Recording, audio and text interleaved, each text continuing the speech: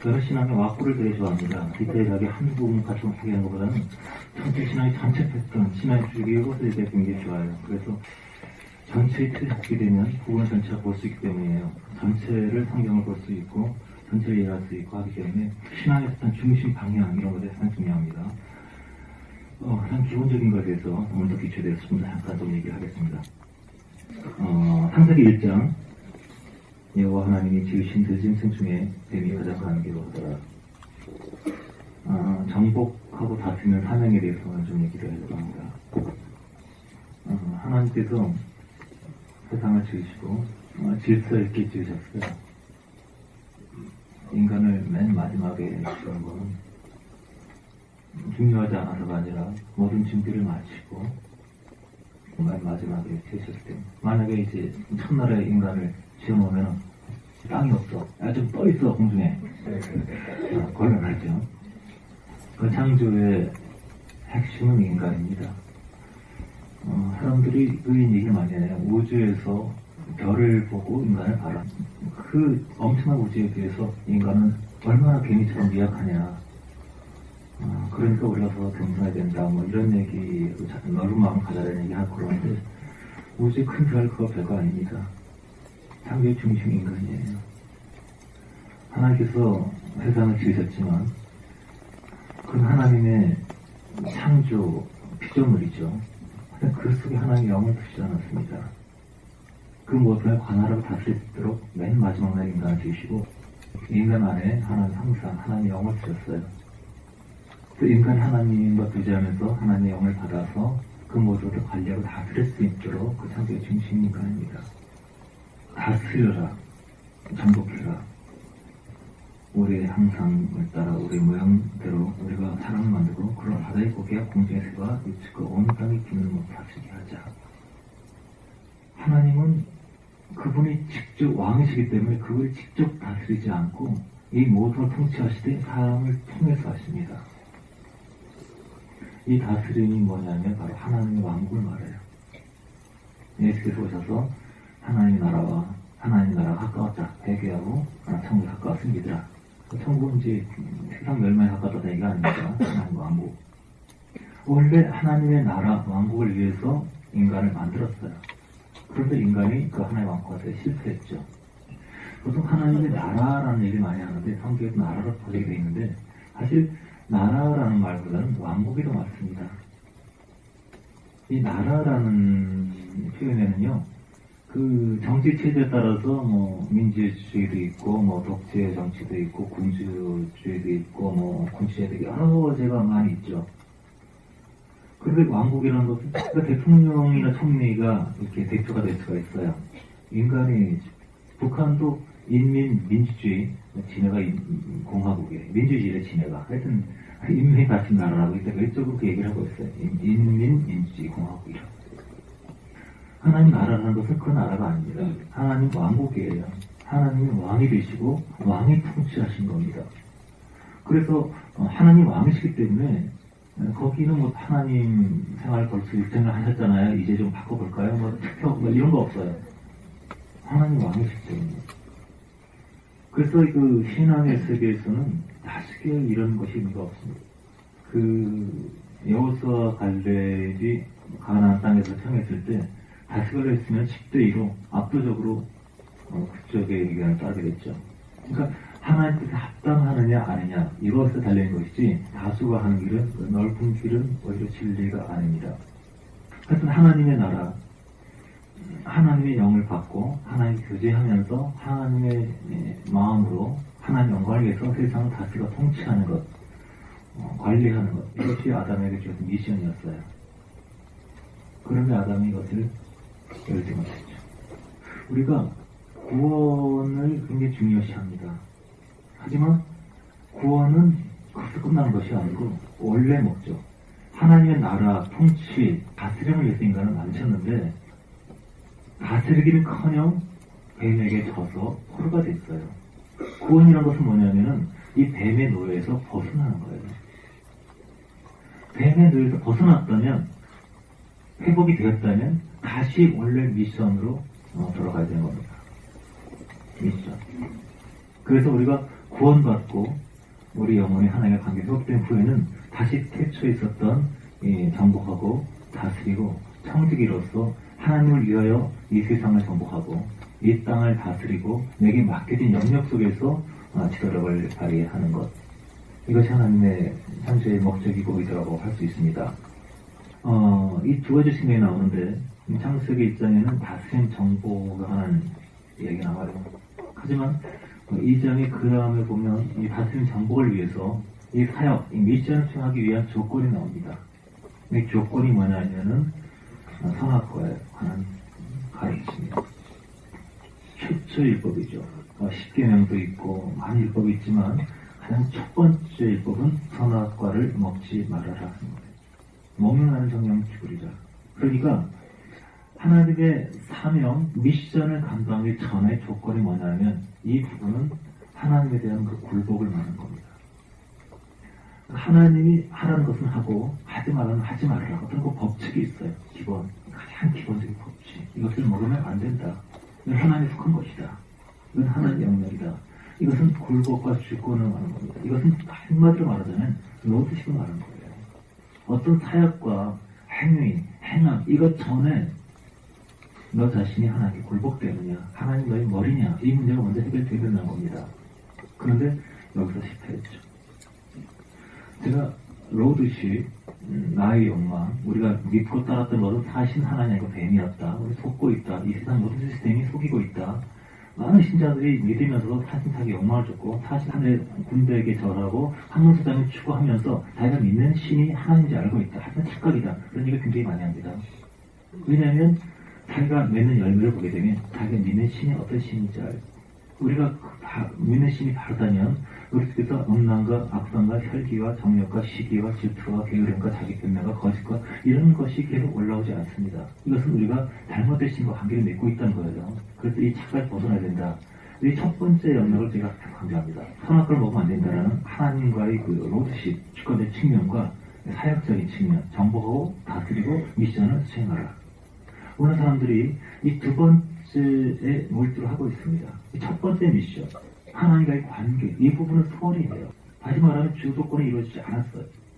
그러니까 미션을 이루기 위한 조건으로서 하나님과의 관계성이 로드십이 안 되기 때문에 이게 안 된 사람들은 뭘 해도 망하는 겁니다. 뭘 해도 소용없는 거예요. 세상에서 아무리 뭐 알아줘도 이 첫 번째가 안 되면 이 조건이 실패했기 때문에 이 두 번째 사역을 할 수가 없는 겁니다. 오늘 많은 사람들이 이 첫 번째 미션 통과하지 않았다는 사실을 잘 모릅니다. 예수님 영접합니다. 그럼 끝난 줄 알아요. 예수님 영접합니다. 말만 영접은 뭐냐? 자기 혼자 자기 멋대로 예전과 똑같이 합니다. 내가 주님 영접하면 그분은 나의 주인이라는 건데, 여기서는 내가 주인으로서 내가 사랑받아야 되고 내가 관심 얻어야 되고 나 때문에 기분 나쁘고 나 때문에 화가 나고 나 때문에 걱정하고 열심히 저주받은 삶에서 벗어나질 않아요. 아직 사역하고 미션을 감당하고 어떤 영역을 하고 이럴 상태가 아직 구원받은 상태가 아닌 겁니다. 이제 구원을 받아야 돼요. 구원이라는 건 하나님과의 관계를 말하는 겁니다. 구원이라는 건 거듭나는 거예요. 새로 태어난다. 내 육체에서 땅에서 태어나지만 이 땅에서 멸망하기 때문에 이제 하늘에 태어난다. 하늘의 생명, 하늘의 기운, 하늘의 관심, 하늘의 속성, 하늘의 취향, 하늘의 그 사랑으로 완전히 바뀌어지는 것이 거듭남이 시작이에요. 하늘 속에서 전부 충만해지는 것이 영혼의 성장이라고 하죠. 근데 이 구원을 너무 피상적으로 알고 있으니까 예수님 영접했습니다. 교회 갑니다. 기독교였습니다. 이런 행위와 영혼과 아무 상관이 없습니다. 어떤 사람의 동기는 보이지 않아요. 행위는 보입니다. 동기가 천과 지옥을 지정하는 것인데 그 동기를 알 수 있습니까? 그 사람의 마음의 동기, 그렇게 찬양하는 것이 남에게 보이게 한 것인지 자기 영광을 위한 것인지 그게 보입니까? 사람은 중심을 볼 수가 없어요. 그게 다 잘 사는 것이 밖에서 잘 나오는 거 하지 않으니까 열등감을 위한 것인지 주님을 사랑하는 것인지 그거 보이지 않아요. 동기가 보이지 않습니다. 영계에서는 동기가 하는데 이 물질 세계에서는 육체밖에 행위밖에 안 보인단 말이에요. 그래서 행위는 안전한 것이 아니고 그 중심 동기가 무엇인가? 주님이 주인으로 오시게 되면 중심 동기들이 바뀌기 시작합니다. 나의 만족을 위하고 나의 즐거움을 위하고 나의 체면을 위하고 이런 의식들이 빛이 비치니까 그 어둠이 드러나기 시작해서 그렇게 사는 것을 살 수 없도록 고통스럽게 되죠. 이런 변화. 첫 번째 영역을 저희가 이제 많이 얘기하고 있습니다. 앞으로 이제 두 번째 영역도 정복 다스림에 대해서 얘기하려고 하는데 왜냐하면 첫 번째 우리가 실패하게 되면 두 번째를 성공할 수가 없어요. 첫 번째 영역에서 뱀에게 꼬임을 받아가지고 인간의 밥이 되었습니다. 인간의 밥이 된 결과 자신의 기분과 자존심과 자기의 만족, 영광을 위해 살게 됐어요. 나를 사랑해준 사람 찾게 되었습니다. 이것이 이제 타락과 멸망의 길이죠. 그래서 첫 번째의 로드십, 이 테스트, 이 훈련에서 진 사람은 자유인 같지만 전혀 자유인이 아닙니다. 자기 체면을 살고 변호하며 자기를 드러내고 자기를 합리화시키고 이런 모든 것들이 이미 마귀의 밥이 되고 마귀의 영역에서 나오지 않는 것이기 때문에 사실은 자기 인생의 주인으로 알고 있지만 사실은 마귀를 섬깁니다. 평생 마귀를 섬겨요. 그러니까 외적으로는 정복하고 다스리고 박사가 되고 교수가 되고 장관이 되고 대통령이 되고 재벌이 되고 남이 알아준 사람이 되었지만 사실 그 동기면에서 하나님의 로드십이 이루어지지 않았기 때문에 결국은 마귀를 섬기고 다스리는 실패. 겉보기에는 기독교인 세계 10억이다 그러고 있는데 실패한 겁니다. 왜냐면 이 다스림은 먼저 로드십, 하나님 주권 이것이 이루어진 다음에 비로소 할 수 있기 때문이에요. 사람은 실패했어요. 사람은 첫 번째 미션을 조건을 통과하지 못했습니다. 그리고 뱀의 노예가 되었습니다. 그래서 두 번째 미션을 수행할 수 없게 되었습니다.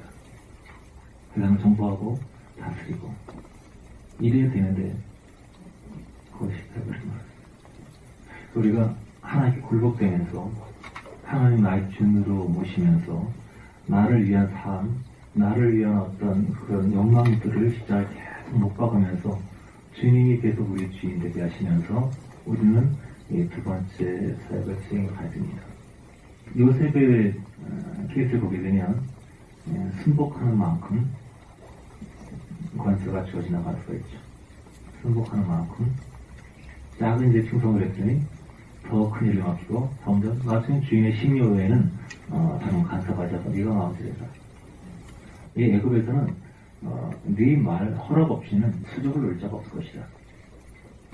그러니까 점점점 충성이 깊어질 때 모든 것들이 요새 허락 속에서 움직여지는 권세를 얻게 된다는 것이죠. 사도행전 5장에 보시면 성령께서 역사하신 것들을 그리스도에서 나와서 되게 당해서 막 핍박을 하고 막 그냥 위협을 하죠. 그러니까 사도들이 이렇게 얘기합니다. 우리가 하나님 앞에서 사람에게 순종하래요? 하나님께 순종하래요. 우리는 하나님께 순종해야 된다. 그러면서 이렇게 얘기해요. 사도행전 5장 우리는 너에게 순종하고 싶지만 하나님께 순종해야 된다. 우리가 부모한테 순종해야 되죠. 그죠? 부모님께 순종해야 되는데 부모님이 하나님이 싫어하신 것을 금하는 것을 명령할 때 제사 드려라, 소득 지려라. 그럴 때는 우리가 그것을 해야 돼요. 왜냐하면 부모님보다 더 큰 권위이신 하나님께 순종하기 위해서 부모님께 순종하지 않기 때문에. 하지만 더 큰 권위이신 하나님께 순종하기 위해서 부모님을 거절한 것은 순종입니다. 하지만 그렇다고 하더라도 순종의 자산이 일어서면 안 돼요. 내가 너무 배고프니까 빵 좀 훔쳐오너라. 그러면 당신이 나의 아버지요. 난 도저히 할 수 없어. 그렇게 하는 것이 아니라 아버님 죄송합니다. 저는 크리스찬이고 하나 섬기기 때문에 도둑질은 할 수가 없습니다. 그래서 다른 방법으로 오늘 가르쳐드릴게요. 이런 자세를 하라는 것이죠. 순종의 자세는 가지면서 더 큰 권위인 하나님께 순종하기 위해서 그것을 한다면 그것은 하나님께 순종을 인정하십니다. 하지만 순종의 자세, 원리와 겸손한 자세는 반드시 취해야 합니다. 5장 29절에 베드로가 사도자 발걸에 사람보다 하나님 순종한 것이 마땅하니라. 그러고 나서 32절 쭉 이어가면 너희가 나무에 달아 죽인 예수를 우리 조상의 하나님 살리시고 이스라엘 세계케 하사 죄의 사함을 얻게 하시려고 그를 오른손으로 높이사 인문과 구주를 삼으셨느니라. 우리는 이 일의 증인이요 하나님이 자기를 순종한 사람들에게 주신 성령도 그러하니라. 어떤 사람이 성령을 주신다고요? 자기를 순종하는 사람들에게 주신 성령. 성령을 전부 비인격적인 존재로 많이 생각을 해서 악을 쓰며 임하고 어떤 원리 법칙으로 하신 분이 많이 있는데 성령은 인격적인 존재입니다. 그래서 순종할 때 성령이 임하십니다. 순종하지 않으면 성령이 떠나십니다. 또 관계가 사라지지 않죠. 하지만 교제는 끊어질 수 있어요.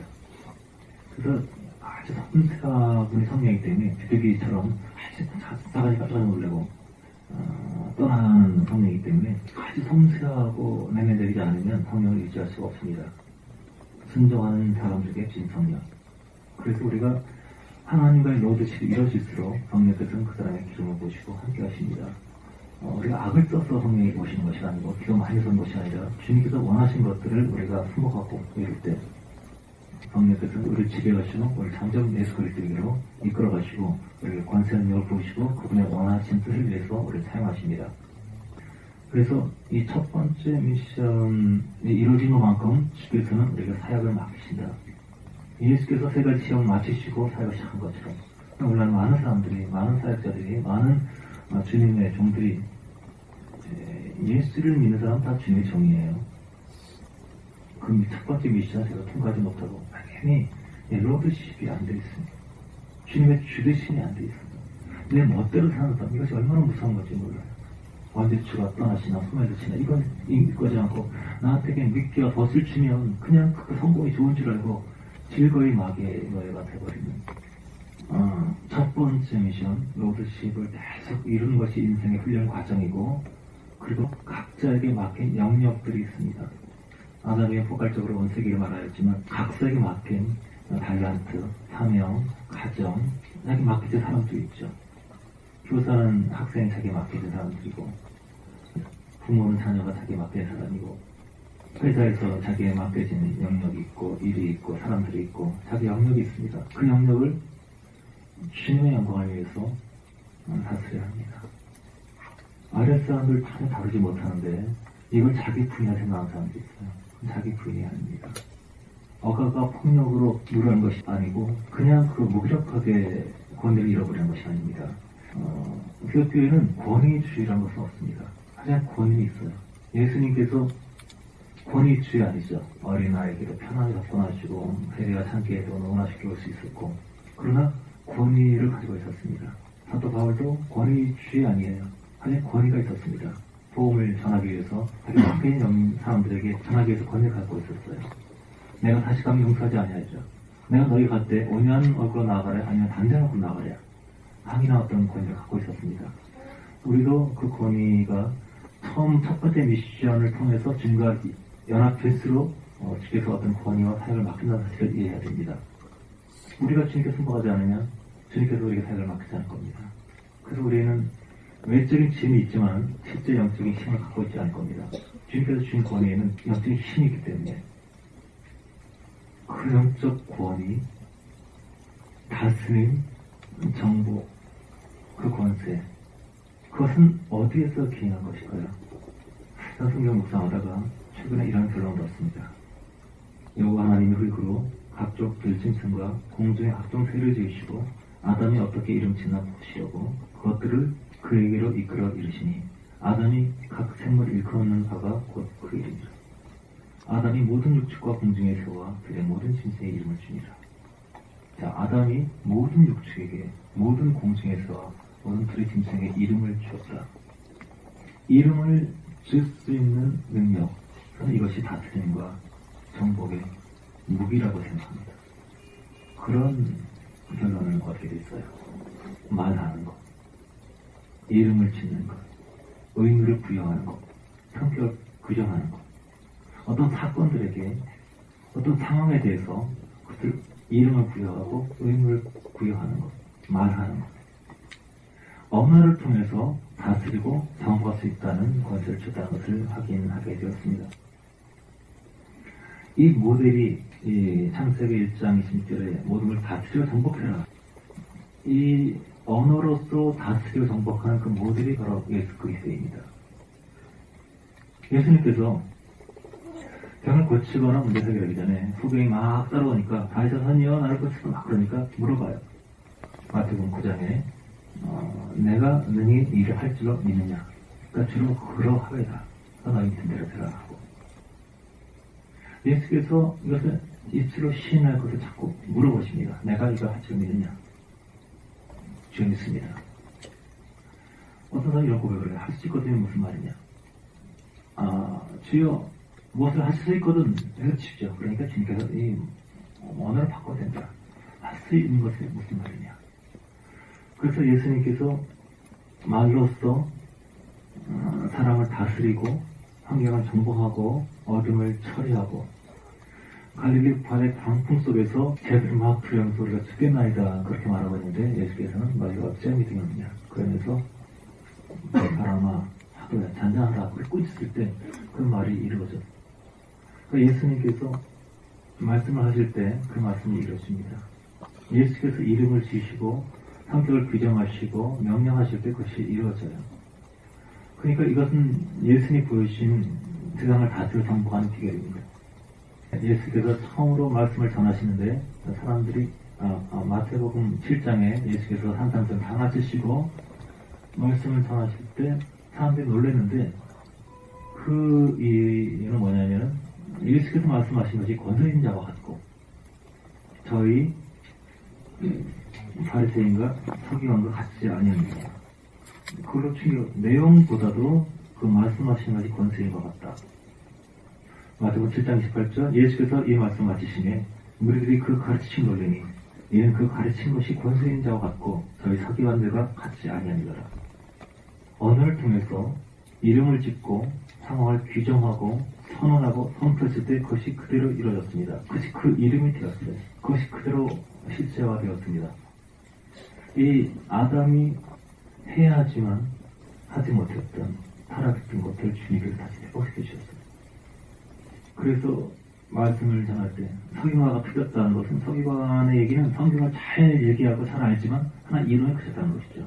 그냥 지식이 그치고 하나의 개념이 지났죠. 그 말씀을 전해서 예수께서는 하나님이 바로 이곳에 계신 것처럼 하나의 영광과 십자가 계신 것처럼 그 말씀을 설명하게 하나의 실제를 보여주셨는데 서기관들은 그냥 단순히 이론을 하고 자기에게도 아니게도 아무런 영향을 주지 못했습니다. 그래서 말씀이 살아있고 역사하는구나 하면서 우리들이 놀랬죠. 예수께서 말씀하실 때 온 천지가 정해졌습니다. 이 모델을 보여주셨어요. 그래서 아담이 하나님과의 미션이 굴복이 제대로 되었다면 이 다스림의 언어를 통해서 세상을 정보하고 다스릴 수가 있을 겁니다. 앞으로 이 다스림의 상도가 하는 얘기를 하겠지만 주님께서는 창조할 때부터 원래 이 사역을 맡으셨어요. 하지만 인간이 타락해서 마귀의 노예가 되었기 때문에 이것이 잠깐 멈춰지게 된 겁니다. 그런데 주님과의 주권이 회복되면서 다시 이 하나님의 왕국, 하나님의 나라, 하나님의 문화, 하나님의 세상이 펼쳐지도록 그리스도의 기름을 부으실 겁니다. 첫 번째 영역이 굴복이 이루어지고 두 번째 영역에 정복과 다스림이 이루어질 겁니다. 이것을 부흥이라고 할 수 있습니다. 부흥이란 내 영혼이 하나님 영광 속에 녹아지고 하나님께 사로잡혀서 하나님의 영으로 내게 맡긴 영역을 다스리고 이 영역이 확장되는 것입니다. 이것이 부흥이고 부흥의 확장입니다. 마귀를 따라 많은 사람들이 거기서 벗어나서 단지 구원받을 그날 그치지 않고 하나의 왕국을 이 땅에 살아있는 동안 내 영역에서 건설합니다. 이것들을 계속 하나씩 확장시켜 주실 겁니다. 그리고 정복과 다스림의 중요한 무기가 바로 언어라는 것. 이름을 짓는 것은요 간단히 대합니다. 놀라운 권세예요. 요즘에는 뭐 아파트 이름 다양하게 짓지만 대림이라는 회사에서 아파트를 짓면 거긴 대림 아파트가 되죠. 삼성이라는 회사에서 아파트를 짓면 삼성 아파트가 되죠. 그 네임이라는 것은 함부로 아마 갖다 쓸 수 있는 것이 아니에요. 하나님께서 이 자연을 하나님의 이름과 능력을 이 아담에게 의탁하셨다는 겁니다. 다쓸 수 있는 권세를 이어주셨어요. 엄청난 권능을 주신 겁니다. 이 이름을 짓는다는 것은요, 어떤 그 성격을 규정하고 평가하고 결정짓는 의미도 있습니다. 자, 어떤 사람이 어떤 어려움을 겪었어요. 그때 뭐 굉장히 아프다고 합시다. 아니면 남에게 배신당해서 돈을 많이 잃어버렸다고 합시다. 그럴 때 이 사건은 내가 저지르는 사건이다. 두고 봐라. 내가 너를 그렇게 믿었더니 나를 배신하고 나에게 이렇게 금전의 피해를 끼칠 수가 있어. 이를 갈다가 죽을 수도 있습니다. 그럼 그렇게 이름을 지었기 때문이에요. 이 사건의 이름을 이 사건을 그렇게 평가했고 또 분별했기 때문이에요. 그러면 이 사건에 대해서 그렇게 이름을 짓지 않고 이것은 내가 갖고 있는 돈, 탐욕, 마귀에 받은 이런 것들을 다 토해내는 과정으로서 내 것이 허락된 것이다. 나의 탐욕과 잘못된 것 때문에 돈과 이것을 잃었다. 사람을 하나도 더 믿었기 때문에 배신하겠다. 그러므로 나는 당한 것이 마땅하다. 이렇게 이름을 찍고 평가한다면 이 사람은 승부에서 벗어납니다. 오늘 그 내적 치유라는 개념이 굉장히 유행하고 있는데 제가 전에 이런 얘기 한 적이 있었죠. 어떤 아빠가 굉장히 그 엄한 아버지인데 아들이 중학교 다닐 때 헌금을 가지고 도망가서 예배 안 되고 와가지고 밤에 와서 막 100대를 맞았잖아요. 막 엄청나게 맞아가지고 그래가지고 그때 이후로 자기가 노래를 잃어버렸다, 웃음 잃어버렸다, 까불어 즐겁고 하다가 내가 아주 그냥 어두워졌다 그러면서 나는 내적 치유자가 됐어요. 그래서 많은 사람들을 치료합니다. 힐링, 과거의 상처, 종교에 대한 상처를 치료합니다. 억압적인 종교, 억지로 교육하는 말이요. 기독교의 사역자들이 이번에 책을 많이 사용하고 있는데 저는 어느 부분에 있어서 내적 치유가 필요한 부분이 있다고 생각해요. 하지만 기본적으로 방향은 틀린 겁니다. 왜냐하면 환경으로 사람이 망가지지 않아요. 이 사람이 예를 든다면 아버지가 자기가 중학교 중3 때 한 번쯤 길 성수 안 할 수도 있지, 알 수도 있지. 그거 가지고 뭐 그렇게 심하게 하느냐, 그럴 수가 있느냐. 그 징후를 선택했기 때문에, 그 징후라는 이름을 붙였기 때문에 이것은 강압이다. 이렇게 자기가 판단하고 결정했기 때문에 평생 동안 그 분노를 갖고 있었기 때문에 그 분노에 기초해서 자기의 갈 길을 결정했고 그래서 그 내적 치유를 같이 하겠고 그 중심은 자기 이름을 잘못 지었기 때문입니다. 만약 이 사람이 아버지의 행동은 너무 과격하고 지나친 것이었어. 하지만 나 잘 되라고 하는 거지. 아버지가 신이 아니니까. 그렇기 때문에 아버지가 부족하지만 내가 잘못했으니까 사랑으로 한 것이겠지. 이렇게 평가하고 이름을 지었다면 마귀에게 인생 주지 않았을 거예요. 모든 사람은 마찬가지입니다. 혹독한 환경에 있을 때 그것을 어떻게 해석하느냐, 어떻게 이름 짓느냐에 따라서 굉장히 자기 연민에 빠지고 계속 위로자를 구할 수도 있고 이것이 주님의 프로포즈고 나를 부르신 것이구나. 이렇게 그 고통을 통해서 지금까지 연합될 수도 있어요. 모든 것은 자기 의지가 선택되는 것이지. 최근에 어떤 아는 분으로서 가정이 거의 깨지기 직전에 그 배우자가 어렸을 때부터 너무 학대가 자라서 바깥에서는 굉장히 이렇게 잘하는데 집에서는 아주 폭력적이고 너무 무서운 사람이라고 그런 내적 치유를 받아야 된다고. 밖에서는 아주 귀한 신앙인으로 간직을 잘하고 소문났는데 안에서는 그렇게 비행기에서 사는 것이 상태 때문이라고. 상처는 사람을 바꾸지 않는다. 그 어린 시절에 대한 증오라는 이름을 붙일 때 그것이 사람이 피폐하게 하는 것이죠. 인간이 자기 자유를 선택하지 않고 자기의 책임을 인정하지 않고 그냥 피해자라고 이기면 그 사람은 변화될 수 없어요. 환경을 바뀌어야 되니까 모든 것이 다 바뀌어야 되니까 나를 항상 치워봐야 되니까 자기는 항상 달래줘야 되고 누가 나를 밀어줘야 되고 비참한 존재. 그것은 잘못된 지식이에요. 자기 스스로 분노를 선택했고 자기 스스로 원망을 선택했고 자기 스스로 어둠을 선택했기 때문에 자기 인생이 파괴된 거예요. 환경은 아무 문제 없습니다. 똑같은 환경에서 얼마든지 사람들은 거룩하고 영광스러운 사람이 될 수가 있습니다. 저는 둔감력에 대한 얘기를 자주 해요. 둔감력. 따라서 둔감력. 예민한 것이 좋은 면도 있지만 둔감한 것이 좋을 때도 있습니다. 예전에 우리나라가 의조시대 때 하루는 마적단, 오랑캐들이 막 쳐들어왔어요. 어떤 엄마 아버지가 도망을 가야 되는데 마적단에 오게 되면 뭐 사람이 다 죽이고 약탈을 해왔기 때문에 너무 급하고 한 나머지 짐도 많고 막 그래서 하여튼 사정을 자세히 모르겠는데 아기를 데려갈 수가 없었어요. 근데 애가 잠을 잘 자고 있더랍니다. 그래서 애를 잘 꽁꽁 싸가지고 마루 밑에 애를 딱 놔두고 그냥 급하게 피난을 갔어요. 마적대가 출발했는데 다시 피난 가다가 한참 있다가 정신 돌아왔습니다. 내가 미쳤지. 애가 깨서 울어제 끼면 죽일 텐데. 그러니까 아주 피난가 있어서 그냥 그 생각이 떠나지 않는 겁니다. 내가 미쳤지. 다른 걸 버리다가 애를 데리고 와야지. 어떻게 애를 마름에 놓고 왔나. 아무리 꼬꼬 싸면다 하더라도 애가 깨서 잡다 맹 울면 끝인데. 그걸 아주 행복을 떨면서 그냥 걱정하고 있다가 바늘에서 맞았더니 다 떠나버린 걸 알고 아이 아빠와 함께 막 달려와서 마루 밑에 보니까 애가 아직도 자고 있어요. 아주 양치한 거야. 울었으면 죽었을 텐데. 따라합시다. 둔감한 아이는 산다. 오늘 사람들이요, 굉장히 예민해요. 옆에서 퍽퍽해서 모르는 사람이 있고, 위에서는 발소리, 층간소음 쿵쿵 나면 막 못 찾는 사람이 있어요. 자기에 대해서 굉장히 예민한 사람 많습니다. 모든 말을 해도 괜찮은데, 나 건드리면 못 참고 큰 사람 참 많아. 어떤 사람이 얼마큼 자아생명이 강하냐 보면, 그 사람 비난해보면 알아요. 비난하면, 몇 초 만에 반응하느냐, 5초 만에 반응하느냐, 0.1초 만에 반응하느냐, 반응의 세기가 어느 정도 이상을 이르느냐, 그 수준, 체계, 이걸 보면 그 자아의 생명이 어느 정도 강한지 알 수 있습니다. 못 참는 사람 많아요. 지는 거 못 참고, 억울한 거 못 참고, 무시당한 거 못 참고, 아주 예민한 사람. 이게 둔해져야 돼요. 이렇게 자아에 대해서 예민한 사람은 절대 성령께 둔할 수가 없습니다.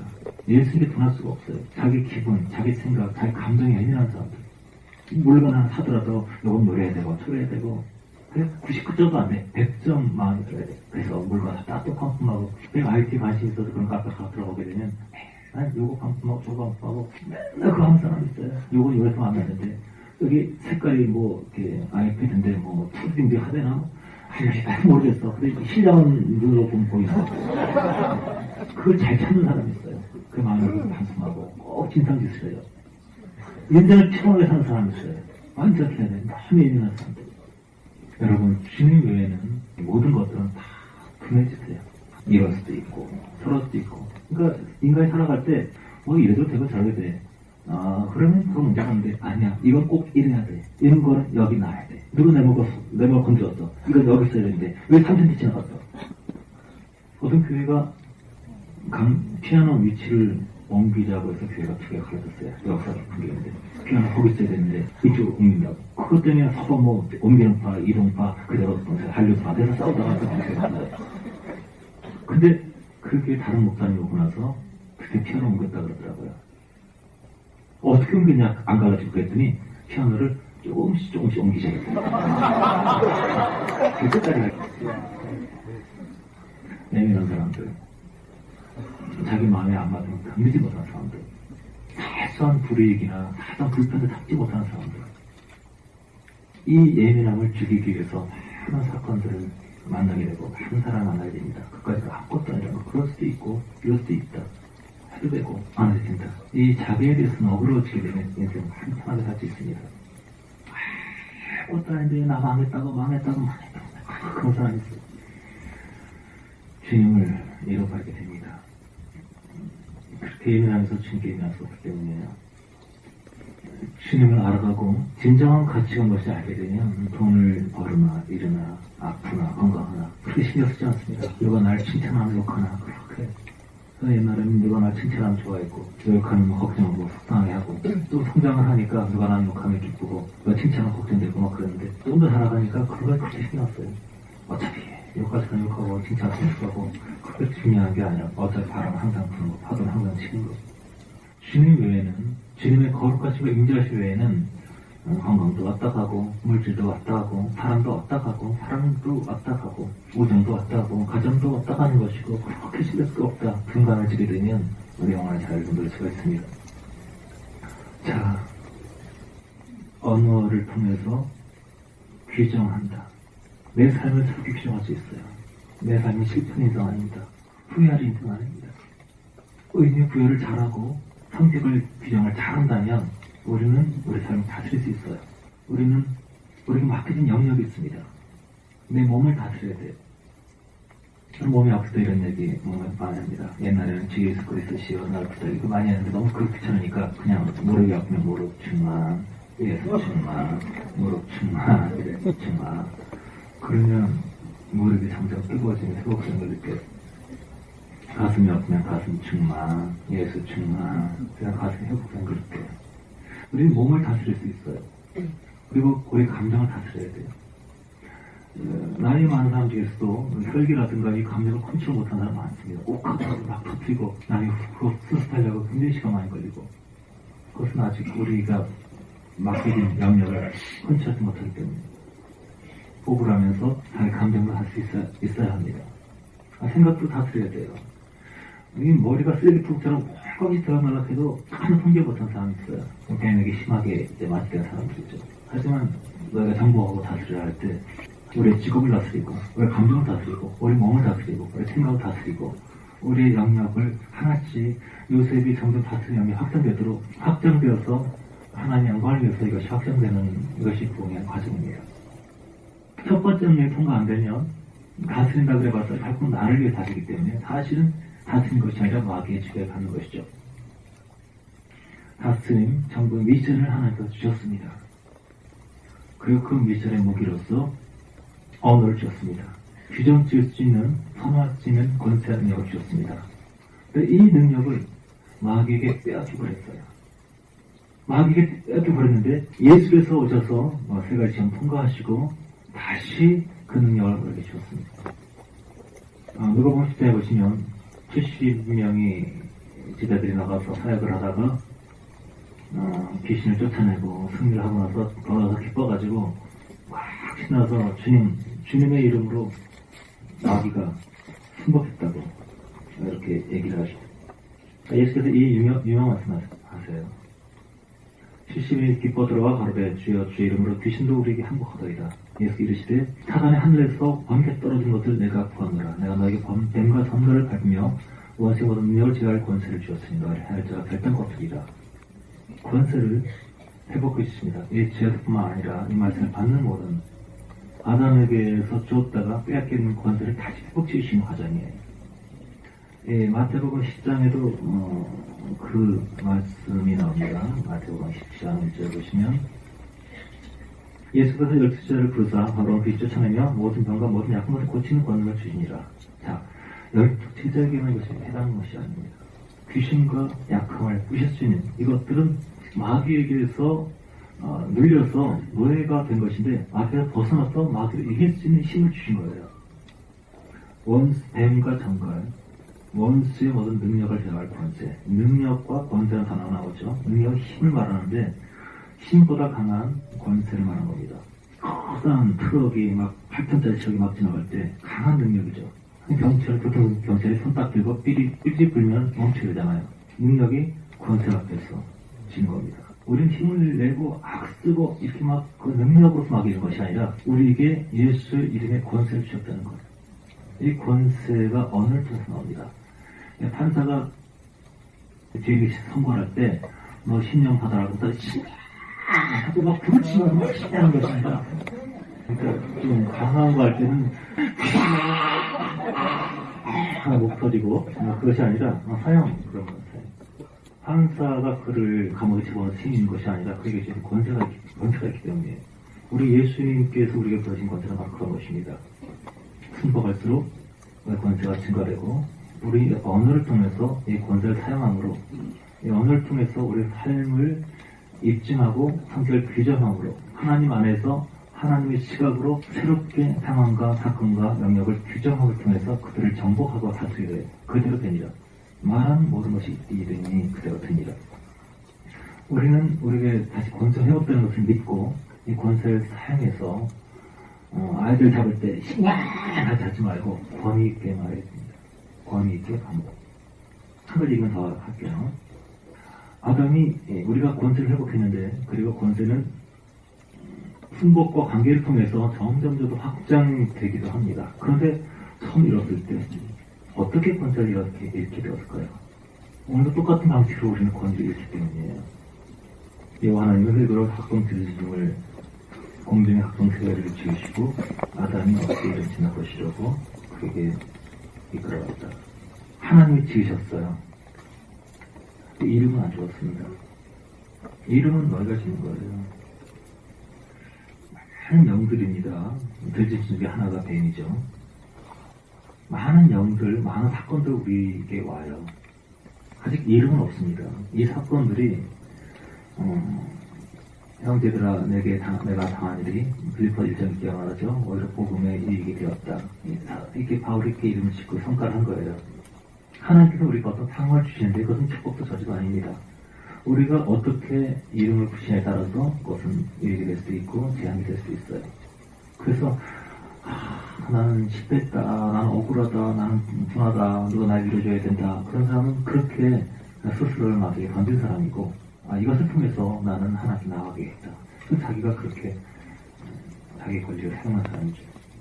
자, 하여튼 하나님이 지으시고 결론은 이름은 아담이 짓는데 20절 보니까 모든 육축과 공중의 새 들의 모든 짐승의 이름 지니라. 3, 4, 1절 보면은 하나님이 지으신 들짐승 중에 뱀이 가장 강조하고 들짐승이라고 했죠. 들짐승. 2장 20절 보게 되면 세 종류가 나와요. 모든 육축, 사람이 다스리는 가축 동물이고 공중의 새, 하늘에 있는 새, 들의 모든 짐승. 들짐승이니까 이제 사람과 관계하지 않는 바깥에 혼자 크는 애들이죠. 세 가지의 동물이 있어요. 모든 육축, 공중의 새, 들의 모든 짐승. 그러니까 아담이 모든 존재하는 생명체에게 다 생명을 줬어. 이름을 줬어요. 그러면 뱀에게 이름을 준 건 누굴까요? 역시 뱀도 아담의 이름을 지었을 겁니다. 왜냐하면 여기 모든이라고 했으니까요. 모든 육축, 공중의 새, 들의 모든 짐승. 들의 모든 짐승에게 이름을 주었다. 그러니까 이 하나님 지은 들짐승 중에 뱀이 그냥 감별하고 했으니까 뱀도 그 안에 들어갔을 겁니다. 그런데 아담이 뱀의 이름을 짓는 것은 실패했습니다. 그러니까 하와가 뱀에게 유혹되기 전에 아담은 뱀을 제대로 파악하지 못했어요. 뱀의 모습으로 이 세상에 들어와서 세상을 정복하러 들어온 존재에 대해서 아담이 알지 못했습니다. 아담이 속임을 당한 것이죠. 그러니까 하와가 속임을 당하기 전에 사실은 아담이 벌써 속임을 당했을 겁니다. 만약 뱀이 굉장히 위험한 존재였다면 아담이 하와를 보호하지 않았을까 싶습니다. 그런데 이제 모든 들짐승, 모든 존재를 자기가 이름을 짓고 자기가 관리하고 자기가 쾌거할 수 있다고 생각했기 때문에 어디 가서 이 동산에 누구랑 만나서 얘기해도 상관없다라고 생각한 것이죠. 경계하지 않았습니다. 그의 바깥의 모습만 보았지 진정한 성분 이름을 파악하지 못한 것이죠. 뱀은 어떤 모습으로 보느냐? 왜 뱀에게 아담도 여자도 넘어가느냐? 뱀은 사자처럼 무서운 존재가 아닙니다. 무거운 발톱을 갖고 있지 않습니다. 간교하더라. 간교. 거짓, 꾸밈. 타락이 전에 뱀은 아주 아름다운 존재였어요. 조그맣고 작고 귀여운 애완형 같은 존재였습니다. 위협이 느껴지지 않은 앙증맞고 사랑스러운. 저는 뱀이 그런 모습으로 본다는 것을 얘기를 하고 싶은 거예요. 시대가 공허하니까 영화 세계가 물질 문명이 되니까 사람들이 점점 비참해지니까 이제 동물을 많이 키우죠. 인간관계를 점점 들어가게 되고 동물을 많이 키우죠. 자꾸 조금만 귀여운 애완 동물을 키웁니다. 스터마이로 키우기도 하고 되게 귀엽고 예뻐요. 하지만 그들이 굉장히 잔인하다는 걸 잘 모릅니다. 햄스터 같은 자기 영역을 파괴하고 서로 죽이고 놔두면 맨날 싸웠어. 사랑스러운 강아지 고양이지만 자기 주인을 적차지하게 해서 서로 미워서 가장 귀엽고 가장 사랑스럽고 가장 연약한 존재를 통해서 배려합니다. 보통 가정에서 향사랑 막내가 나중에 뱀짓을 많이 합니다. 크게 부모가 눈물을 키웠던 아이들은 결국 부모를 이용하고 부모가 별로 사랑하지도 않고 손덕기와 같이 키운 그런 아이들이 나중에 부모를 잘 바꾸는 경우가 많습니다.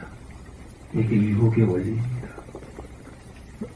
여러분이 가장 귀하게 여기고 사랑스럽고 앙증맞고 작고 귀엽다 생각한 거기 가운데 뱀의 독이 있는 것이 영적인 원리입니다.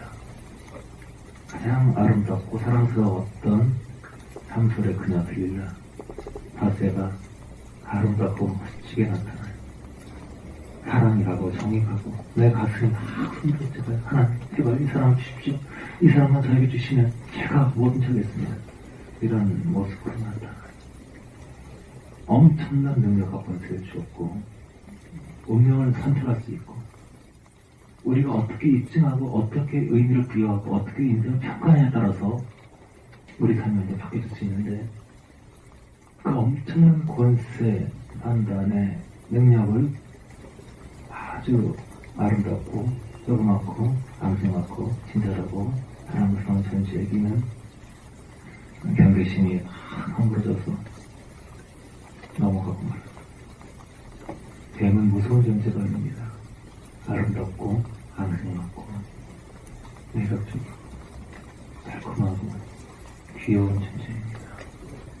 그들은 우리 마음속에 살금살금 들어와서 우리 안에 하나님의 임재를 소멸시킬 겁니다.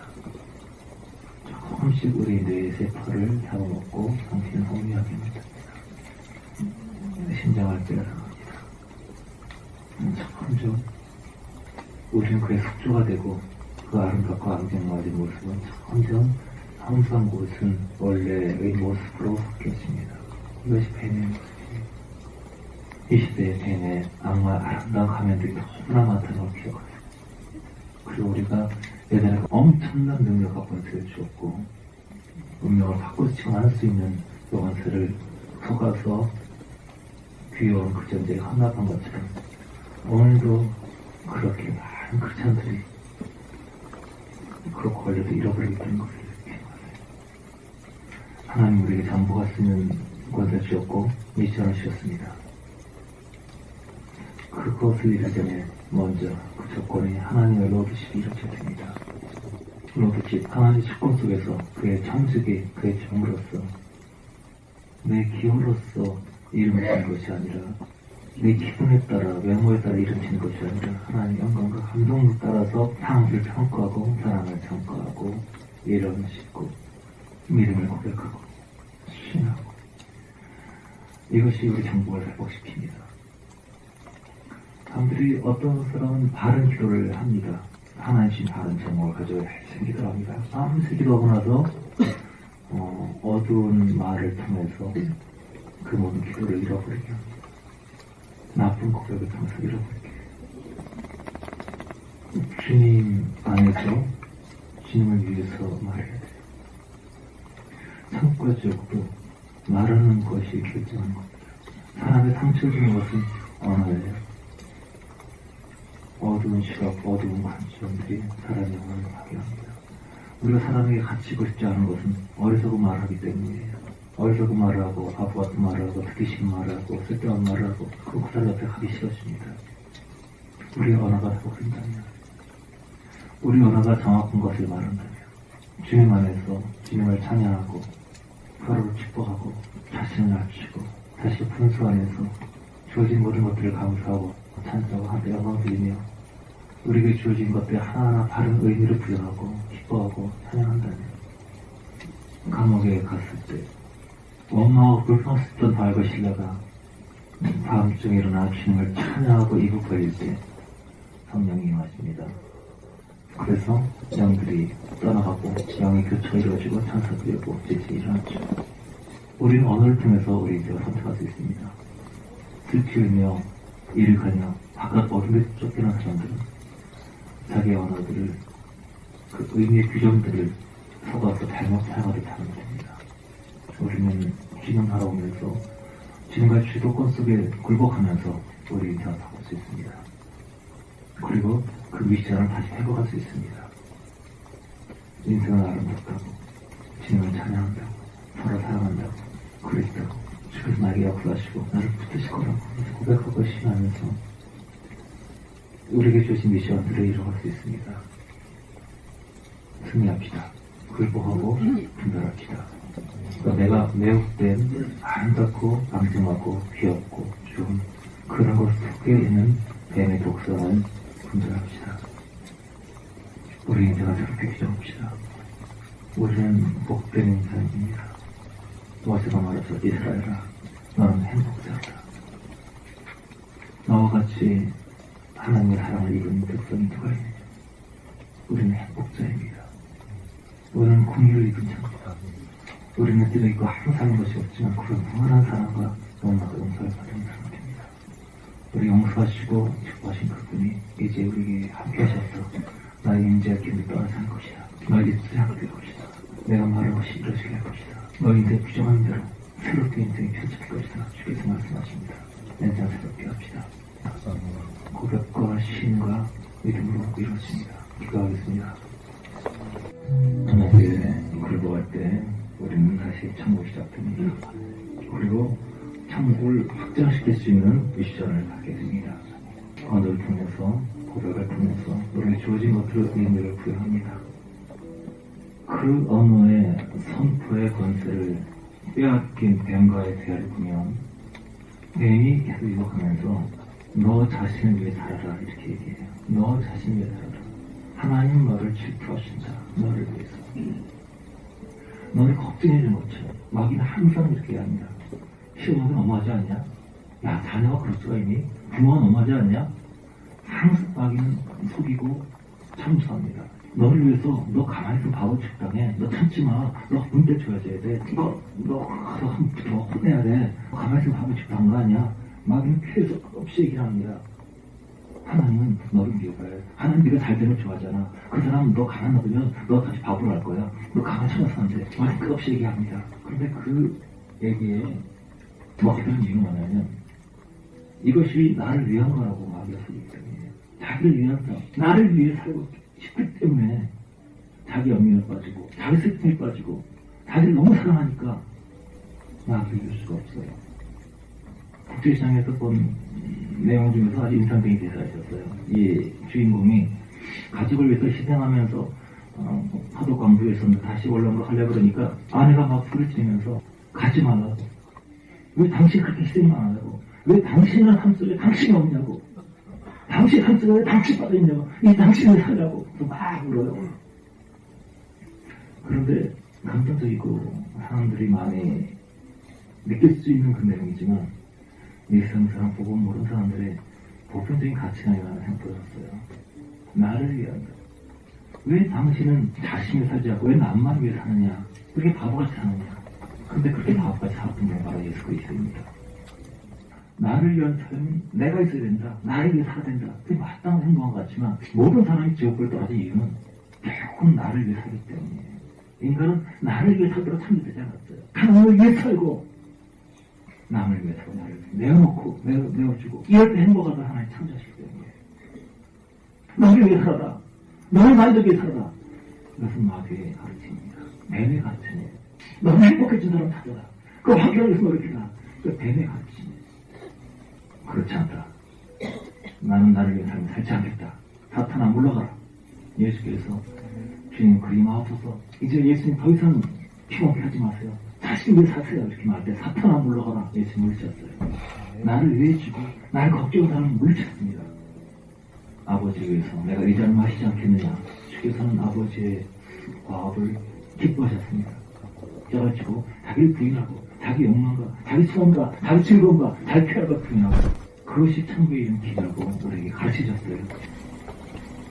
고백합시다. 주님 뱀에게만 쏘아서 분명하면서 억울하면서 잘못된 고백을 하고 살았는데 이제 내 인생의 방향을 바꾸겠습니다. 더 이상 위로를 구하지 않고 더 이상 이해를 구하지 않고 나를 버리고 희생하고 정리되는 그런 유시한 삶을 살겠습니다. 내게 주신 권리를 원수 마귀가 쏘아서 잃어버리지 않겠습니다. 되찾아보고 있습니다. 새롭게 구성하고 새롭게 고백하겠습니다. 하나님 우리에게 정복과 다스림의 권세를 주실 때 뱀도 우리 손 아래에 있었습니다. 우리는 뱀의 이름을 지을 수 있고 뱀을 짓밟을 수 있고 뱀을 제거할 수 있었습니다. 그러나 너희 기쁨을 위해서 너희 만족과 너희 행복과 너희 영광을 위해 살라는 뱀의 가르침에 속아서 뱀에게 권세를 빼앗기고 말았습니다. 오늘날에도 계속 자기 영광, 자기 행복, 자기 만족, 자기 위로 이렇게 사는 사람들은 뱀에게서 벗어날 수 없습니다. 아무리 많이 기도하고 아무리 막 훈련받아도 그에게는 권세가 없습니다. 아무리 외쳐도 그에게는 권세가 없습니다. 아무리 부르짖어도 그의 말은 이루어지지 않습니다. 사무엘이 말이 하나도 땅에 떨어지지 않은 이유는 사무엘이 주님께 굴복되고 들었기 때문이에요. 사랑하는 엄마, 사람이 엄마에서 자라지 않으면 짐승같이 되는데 가장 인간들을 기본적인 것이 없었기 때문에 사무엘은 하나님의 엄마였습니다. 하나님의 아버지였어요. 가장 기본적인 것도 들어졌고 하나님 앞에서 채워졌어요. 그래서 그의 말은 하나도 떨어지지 않았습니다. 우리의 모든 비참한 환경은 큰 영광이 열려가야지 치료받을 대상이 아닙니다.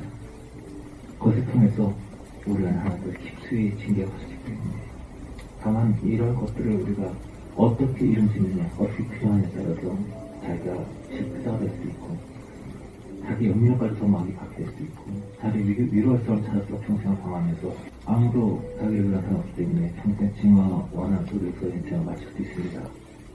하지만 그것을 좋게 이름식으로 하나님의 소유가 될 수 있습니다. 여러분 불평하지 마십시오. 사람의 일을 기대하지 마세요. 인간의 사랑을 기대하지 마세요. 사람을 기대하는 그 순간부터 사람은 노예가 됩니다. 마귀가 되고 사람이 노예가 됩니다. 애정의 단콩을 포기하고 누가 나를 이해해줄, 내가 아무리 태어나서 고통을 당한다 하더라도 그걸 기대하지 마세요. 그 이해할 사람은 이상 하는 것도 느껴보세요. 나 마땅히 내가 이 정도 산에 걸리지, 그만큼 여러분 마귀에 가게 됩니다. 선수 마음도 예수님 외에는 여러분 의지할 것을 기대하지 마세요. 아무것도 기대하지 마세요. 그때 비로소 정보하고 다시는 거듭하게 됩니다. 주님, 나의 거짓거림, 나의 욕망을 포기함으로, 위로를 거절함으로, 이해의 받음을 거절함으로 다시 권세, 정보, 다스림, 이 능력을 회복하겠습니다. 주님, 나의 버림으로 하나의 권세를 주옵소서. 하나님께서 우리 언어에 권세를 주시고 성격 규정의 능력을 보여주는데 잃어버리긴 했지만 이것은 완전히 사라지지 않았습니다. 그 사람들은 지금도 많은 분야에서 자기 말하는 것이 이루어집니다. 그런데 그 말하는 것의 권세는 사라지지 않았지만 살아버렸기 때문에 말하는 내용이 바뀌어져서 그 권세를 통해서 자기 스스로 파괴합니다. 잘못 고백한 것들을 잠깐만 사죄하는 시간을 가집시다. 여러분, 어떤 것보다도 언어에 관한 잘못은 어려합니다. 언어를 바꾸지 않으면 사람을 얻을 수 없고 변할 수 없어요. 무엇보다 사람을 혼담하지 마세요. 남의 비난할 때 거기 동참하지 마세요. 우리가 사람을 규정합니다. 그래서 사람을 파괴합니다. 상대방에 대한 파괴감이 갈 수 있습니다. 상대방을 가지만하지 않는 것이 나에게 옵니다. 사람을 기뻐하십시오. 아직은 보는 사람도 함부로 정죄하고 판단하지 마세요. 남 비난할 때 뒤에서 이렇게 함부로 욕하고 그러지 마세요. 사람을 평가하는 것을 잘못했다고 죄송하다고 주 앞에 표현해주세요. 그것은 우리 영혼을 파괴합니다. 상대를 파괴합니다. 그것은 능력을 잃어버리게 합니다. 사람을 축복하는 사람이 점점 어떻게 합니다. 사람 비난하고 욕하고 불평하고 막 많은 사람들은 파괴형을 갖게 되면서 점점 마귀 잡히고 자기 스스로로 파괴됩니다. 점점 비참해지고 영혼을 잊혀집니다. 불평하지 않고 원망하지 않고 비난하지 않고 남에게 함부로 저주의 말을 하지 않고 아버지 잘못 살았던 것도 용서해 주십시오. 자기 연민하고 나는 너무 불쌍한 사람이라고 나는 너무 비참하게 살았다고 나는 이런 것들을 회개하세요. 그런 것들 다 악한 영을 불러오기 때문에 왜냐하면 그것이 주님께 경배하면 주님께 어디서도 알아서 이루어하시는데 내가 자기를 위로받기 원하고 슬픈 얘기 막 할 때 귀신들이 찾아오기 때문에 귀신은 항상 귀신같이 알고 위로받게 해서 어느 자들이 찾아오기 때문에 그 가슴속에 때가 든지라고 쏙쏙 들어가기 때문에 함부로 그렇게 자기 정신적인 말하는 것이 얼마나 위험한 것인지 알아야 돼요. 사람한테 위로받기 했다가 상대방이 동조하지 않는 거 보고 막 화가 나고 사람 키워가자고 소용없어 하면서 증오하고 그거 다 귀신의 짓입니다. 애초부터 그런 기술을 버려야만 사람이 사는 것을 자유해줍니다. 기억합시다. 몰라서 했던 것을 연어와 일관체를 잘못할 것을 용서해 주십시오. 자기를 꾸미지 마세요. 여러분 자기를 합리화시키지 마세요. 그건 무서운 거예요. 자기를 방어하고 변호하지 마세요. 정직을 말하세요. 있는 것들을 말하세요. 자기 꿈을 대고 자기를 합리화시킴으로 자기 잘못된 행동을 하는 시간이 굉장히 많습니다. 어떤 잘못을 저받으면 미안해 하면 될 것 가지고 그래서 안 그렇고 이게 자동적 치는 사람 많이 있어요. 굉장히 무서운 겁니다. 이 거짓의 영이에요. 여호와의 제신 제품 중에 뱀이 가장 간교합니다. 뱀의 가장 큰 능력, 대표 능력은 거짓이에요. 합리화, 꿈, 간교하니라. 간교하다는 말 상당히 많이 안 나옵니다. 야곱도 간교하다는 말 들었어요. 내 동생이 간교하게 빼앗았다. 간교하다. 그러다 거짓말 꾸미는 거 하셨다는 거예요. 야곱이 진짜 간교하게 살았죠. 아버지 앞에 축복받으러 나가는데 야 네가 어떻게 이게 빨리 잡았느냐 그러니까 아버지 하나님 여호와께서 신적히 만나주셨나이다. 하나님을 전혀 모르면서 하나님의 이름을 거짓 간증을 해요. 거짓. 그러니까 상대방이 이 말한 목소리를 가겠다. 귀신같이 아는 사람이 야곱이에요. 간교하게 꾸며대고 만들어내고 은혜스럽게 간증하고 멋있게 울고 감동된 사람 잘 갈 수 있어. 잘 친구 움직일 수 있고 이게 야곱이에요. 마음에도 없는 얘기를 천스럽게 연기하는. 연기자가 왜 이렇게 위험한지 아세요? 연기자들은 굉장히 많이 연기 들어갑니다. 연기 못하는 사람들은 괜찮은데 연기 잘하는 사람은 온갖 많은 연기 들어가야 연기가 가능해요. 꼭 그 사람같이 신을로서 연기하죠. 영을 받을 때 연기가 되는 거예요. 그래서 악역이 굉장히 무서운 겁니다. 실제 그 영이 들어오니까요. 디카프리오 그런 고백을 해요. 내 안에 많은 신들이 살고 있다. 겉보기에 아름답고 매력적이고 멋있고 훈남 훈녀 다 온갖 귀신이 충만한 사람들이에요. 그 영을 받아야만 그렇게 아름다고 멋있게 볼 수가 있습니다. 뱀의 양물에 취향하니 그렇게 순결하고 아름답고 매력적으로 볼 수가 있어요. 꿈에 대해서 말하는 거. 비참한 거. 내 상대 잘못했어요. 여보 미안해. 그러면 성령이 역사합니다. 근데 떡하니까 차마 그 말을 못하고 그냥 기웃기다며 다른 거 화내려고 그러고 이런 습관들 잘못한 거. 잘못했습니다. 자꾸 말해서 방망하고 갖다 붙여 이게 습관된 사람들 무서운 조직 가운데 있는 겁니다. 이거 대대가 쏘셔야 돼요. 혼나는 게 싫어서 비난받는 게 싫어 불이익당하는 게 싫어서 자기가 막 꾸몄던 그 영들 그게 얼마나 무서운 영인지 알아야 돼요. 거짓을 말하면 가슴 앞에 살수 없는 사람 정상에 양에 속한 사람들입니다. 쉽게 꾸미고 억울한 안 받는 사람 많아요. 이미 뱀의 피가 독이 많이 쏟아졌기 때문에 이게 얼마나 무서운 건지 몰라요. 뱀의 독이라는 것은 고통이 없습니다. 마비되기 때문에요. 간교함이라는 것은 마비예요. 거짓이에요. 이세벨 같은 마비돼서 그렇게 잘 없습니다. 감기한 사람, 감기의 독을 받으면 쉽게 꾸미고 문서가 까딱하지 않아요. 잔인하기 때문에, 뱀처럼. 마비되기 때문에요. 그래서 범죄자들이 꼭 나쁜 하기 전에 술 먹고 마약을 하는 겁니다. 왜냐면 그거 뱀의 독이 있거든요. 마취가 뇌를 마비시게 눈이 흐리멍텅해져요. 눈이 아주 마약 한탄하고 흐리멍텅해지죠. 감각이 죽어서 온갖 잔인한 걸 할 수 있어요. 그 시작이 바로 거짓입니다. 여러분, 거짓을 들어가세요. 거짓에서 어떤 이득을 봤을 때 그만큼 뱀에게 잡히게 됩니다. 거짓이 여러분 금방 불통하게 하세요. 여러분 거짓말은 뭔 사람이 알게 하세요. 유능하게 인숙해서 마음을 합리화시킬 수 있는 사람들 굉장히 위험한 사람들입니다. 그런 사람 구원받기 굉장히 힘듭니다. 야곱이 그 간격 때문에 그 머리가 팍 들어간 것 때문에 이렇게 하면 나 나에게 불리하겠지 이렇게 하면 사람이 심하겠지 이렇게 하면 인기를 받겠지 이것도 너무 바꿔 들어가서 가는 것마다 터지고 되는 게 없어요. 간교하면 깨진 것이 그렇게 무서운 겁니다.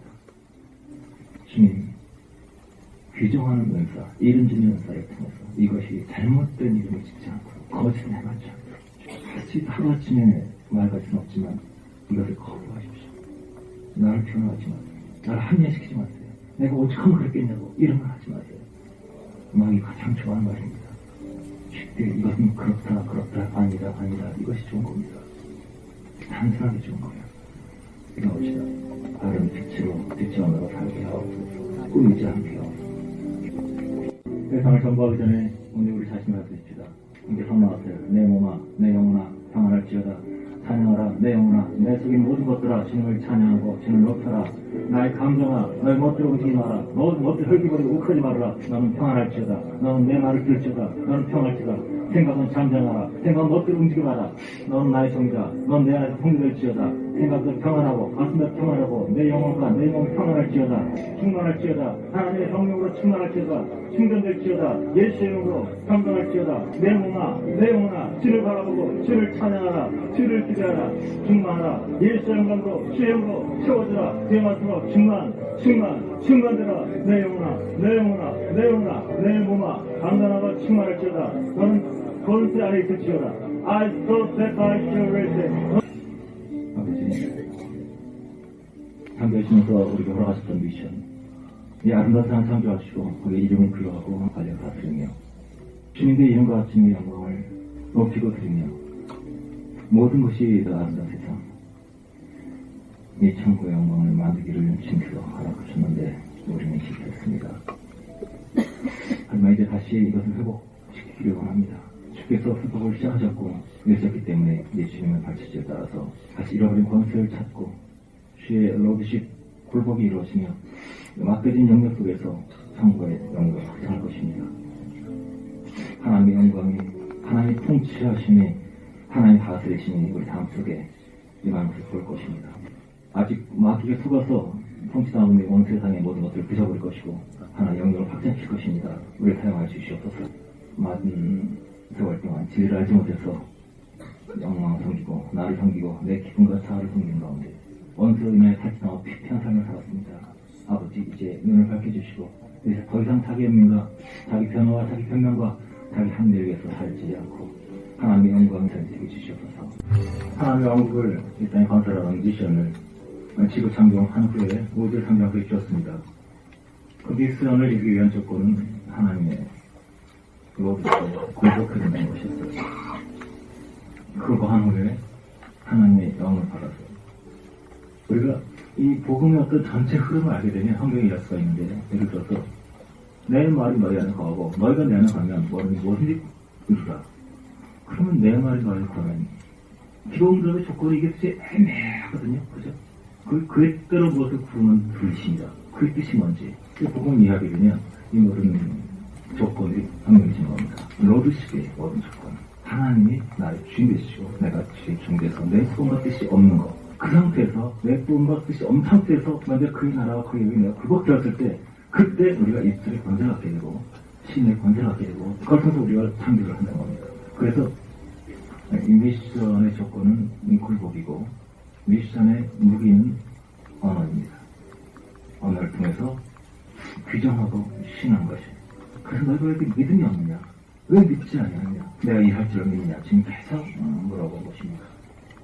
내 정력과 내 마음을 따라 성경을 멋대로 이용하는 것은 믿음이 아니에요.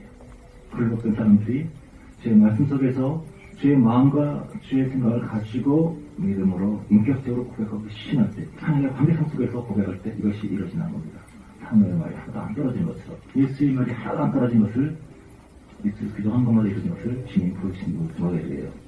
그래서 우리가 우리 삶 속에서 절대로 입술로 불신앙의 범죄를 하지 말고, 자기 드러내지 말고, 하나님의 말씀이 이루어질 것을 우리가 신하고 고백해야 됩니다. 말씀 통해서 하나님은 나의 신이시다.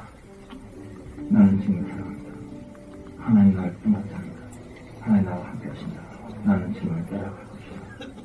나는 나에게서 주께 될 것이고 주께서 내게 역사하신다. 주님은 나의 목자시다. 나에게 부족함이 없다. 나와 내가 되는 너를 섬길 것이다. 나의 자녀들은 주님께 속할 것이다. 우리 믿음의 시인과 고백을 확장하셔서 일본 땅을 하십시다. 이 땅을 지으시고 이 땅에 정부를 이루기를 원하시는 아버지의 미션, 그것이 이루어지기를 원합니다. 우리가 그때까지는 많은 순간 내 멋대로 내 마음대로 자기 정력과 만족을 위해서 나 중심으로 살아왔지만 주 앞에 굴복되고 주의 재앙을 되고 주의 불을 받음으로 언어의 고백을 통해서 시인을 통해서 믿음의 실현을 통해서 하나님의 살아계심을 전파하고 나누고 우리 각 주위에 있는 모든 세상을 바꿀 수 있는 저희들 되기를 원합니다.